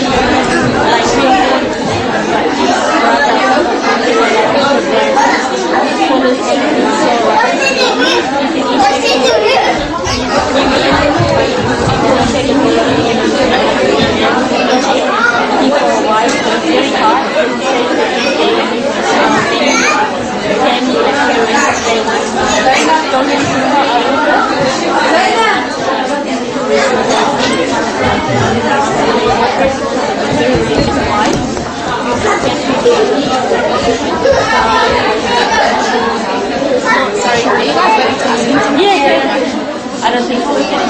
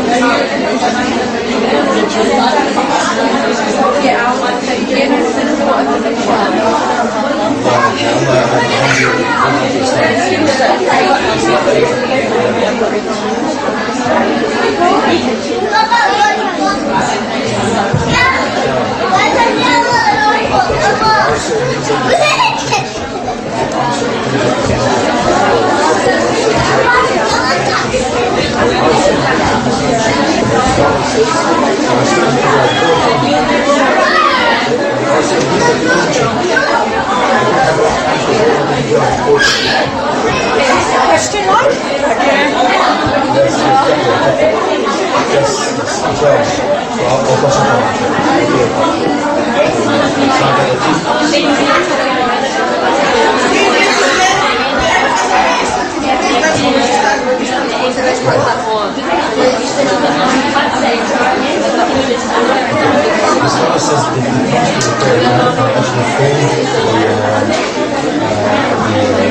It's lesser than good things. Because the ones that hadith says above the there's not any says that you have more. Because they also want to pass strong. So now it's not so so they look into the hadith and says that the book is a hadith and Allah said to Prophet I am amongst them, meaning also lengthen the toe. Is this هل درست منه I would like to lengthen the toe. Let's do another one, meaning also react. You take it there, meaning showing off. So they say, okay, what is the intention of having that? Long pants, right? So that, you have it show it. And it is to have it long.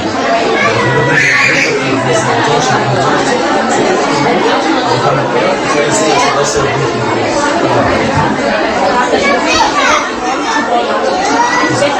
It's actually wrong to roll it, but this is better than having it around. So they call that lesser boatiness. They're both wrong. But one is lesser than the other, according to one another. But the rest of the things do meaning that Prophet Muhammad even though he did think from his book, he accepted that because his meaning was not to show off. So they go, it's meaning the reason for negation is because of the condition. The condition is niyyah. And if this niyyah is not to show off, this is called a sinful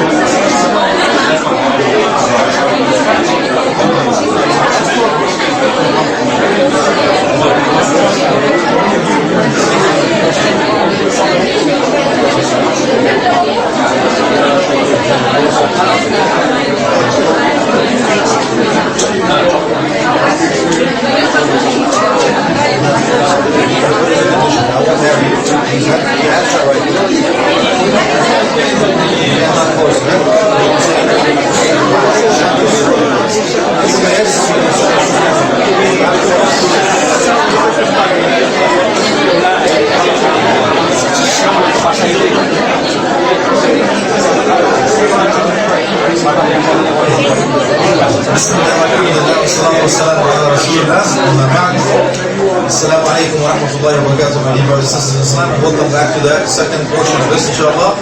And I have two phases in a short time. I won't be able to go through the whole thing, but at least I will get you the most important part, inshallah.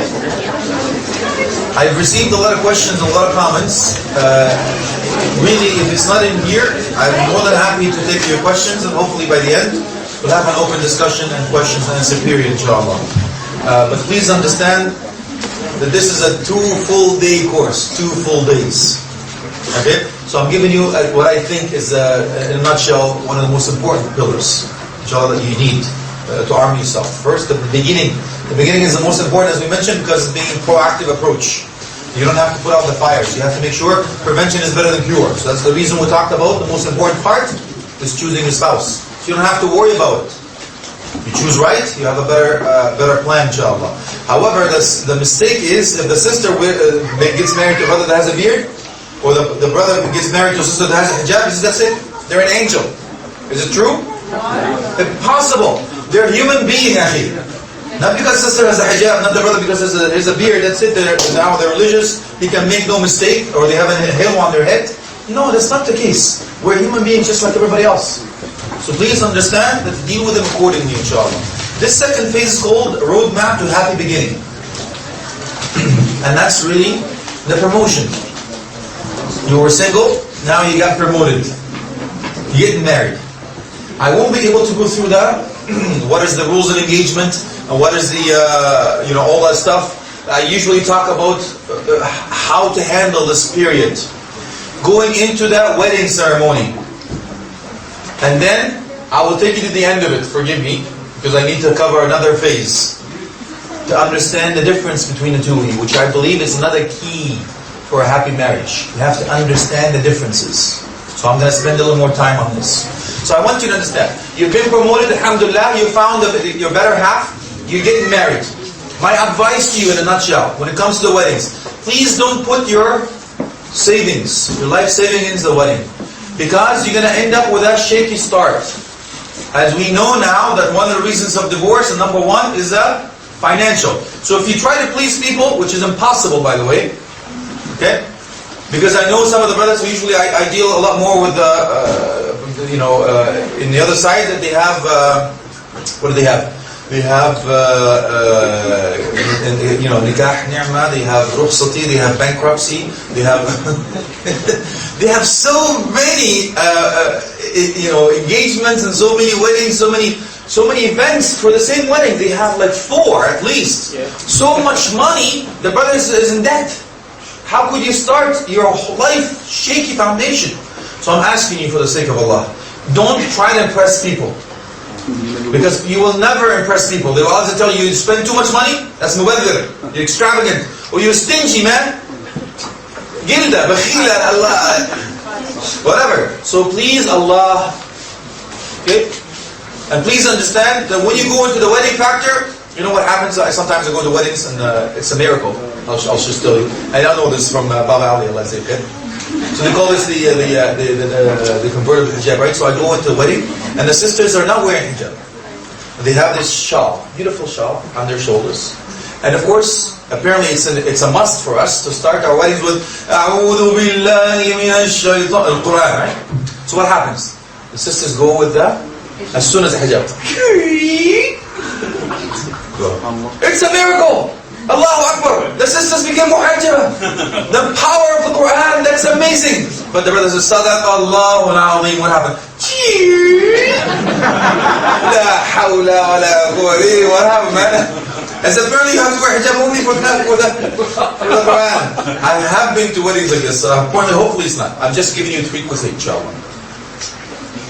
Now, after the wedding, you're done, blah blah blah and all that stuff. How many brothers know the etiquettes and the sunan before you enter your home? What you do when you enter your home? What you do before you do anything? Who is read Tuhfat al-Arus? MashaAllah. Okay, good for you, man. One brother. Alright.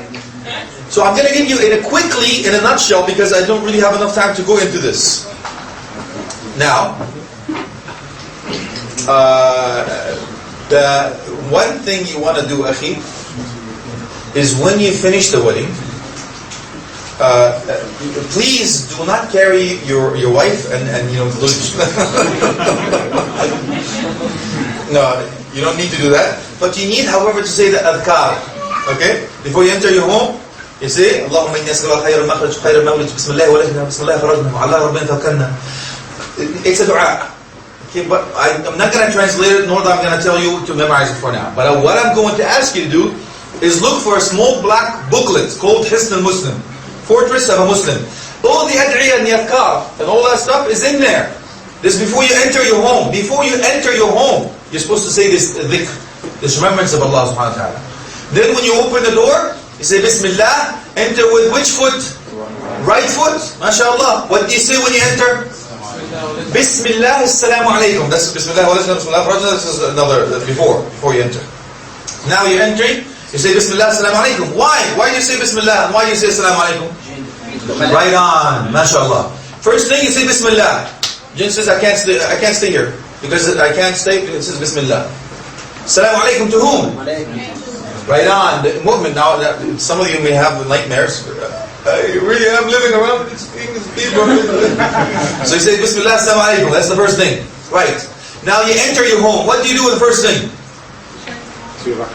Allah yajzik al-khair, mashallah, by this time. Most of us go, oh, what do you mean? I've been waiting for 25 years, man. You know what, man? The first thing you do, 2 rakat. You're right. You pray 2 rakat. Why? You're declaring that this home is built to be a mu'min, a Muslim home.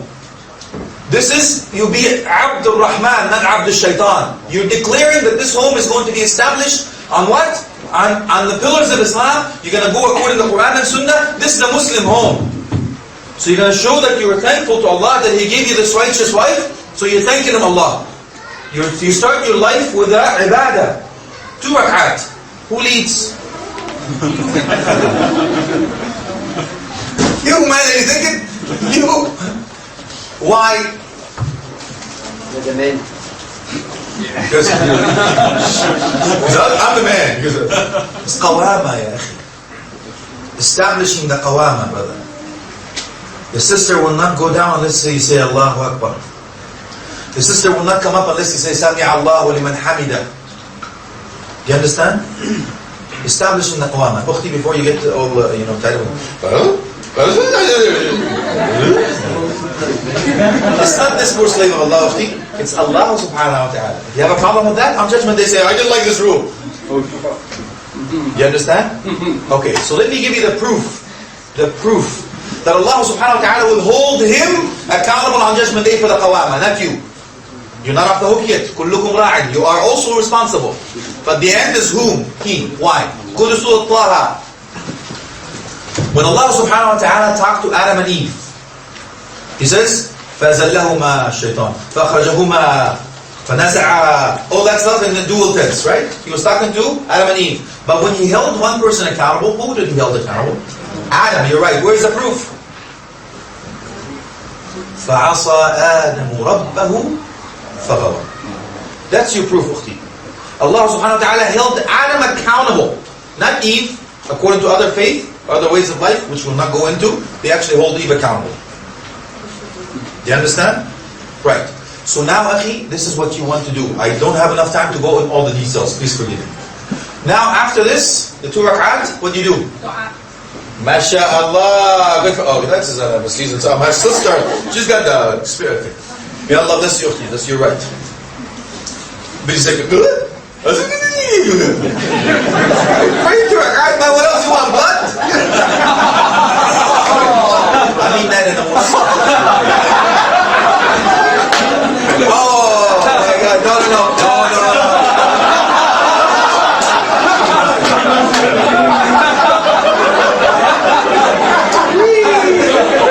Alrighty then. What shade of red am I now? Take that one out of there, man. Cut that baby out of there. Taxi. Okay, taxi is right. It's just a saying we say back home, in Canada, just because it's something asking for the impossible. Now, what I'm asking you to do is do dua, just like the sister said. It's true. You place your right hand on her forehead and you grab her bangs.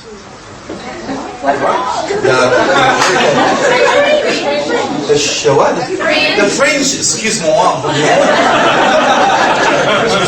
because I don't know if the French means. Apparently here in Australia, fringe. Grab her fringe, okay, man? Don't grab her bangs. Apparently, it's, what does it mean here? Anything bad? That means fringe. Okay, fringe. Grab the fringe thingy, you know, that hair that I don't have anymore. When you say, Allahumma inni as'aluka min khayriha wa khayri ma jubilat alayk aw ma jabaltahu alayk wa a'udhu bika min sharriha wa sharri ma jubilat alayk aw jabaltahu alayk. Oh Allah, I ask you the best of her, the best that which she created for, moral conduct. And I seek refuge in you from that evil of her and the evil of that she was created for. Do you understand, Akhi? These are dua. You have to do your homework beforehand. And that's it, you're ready? You have to say another dua. And by the way, that's every time. Allahumma ijnubna shaitan wajnubna.